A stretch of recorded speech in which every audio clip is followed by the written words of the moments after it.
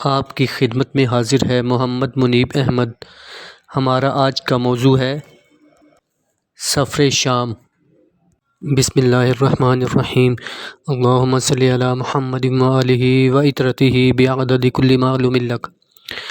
جب آپ کی عمر 9 سال کی ہوئی تو آپ نے بعض لوگوں کے ریوڑ اجرت پر چرانے شروع کر دیے تاکہ اپنے چچا کا ہاتھ بٹائیں۔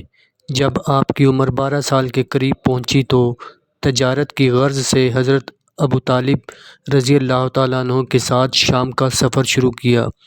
جب یہ قافلہ وادی بصرہ میں داخل ہوا تو بحریہ نامی ایک عیسائی راہب نے اپنی خانقاہ سے دیکھا کہ ایک نوخیز بچے پر بادل کا ایک ٹکڑا سایہ فگن ہے۔ وہ بچہ جدھر جاتا ہے بادل کا ٹکڑا اس کے ساتھ ساتھ جاتا ہے۔ بحریہ نے جب اپنی خانقاہ کے دریچے سے یہ منظر دیکھا تو اسے خیال آیا کہ جس صادق و امین نبی صلی اللہ علیہ وآلہ وسلم کے ہم منتظر ہیں اور جس کی علامات ہماری کتب میں مرقوم ہیں، کہیں یہ نوجوان وہی تو نہیں؟ اسے قریب سے دیکھنا چاہیے تاکہ ان کی نشانیوں کے بارے میں پورا وثوق ہو جائے۔ چنانچہ وہ اپنی خانقاہ سے نکل کر ان قافلہ والوں کے پاس آیا اور کہا کہ آج آپ کے قافلے کے تمام افراد کو دعوت دیتا ہوں کہ آج میرے ہاں تناول فرمائیں۔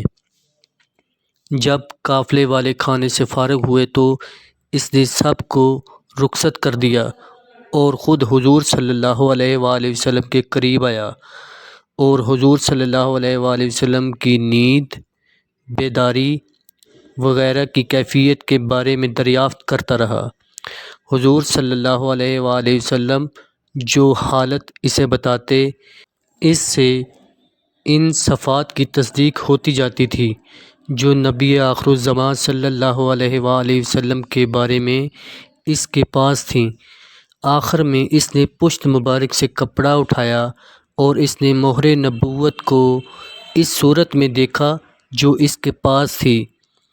بے ساختہ اس نے جھک کر مہر نبوت کو چوم لیا۔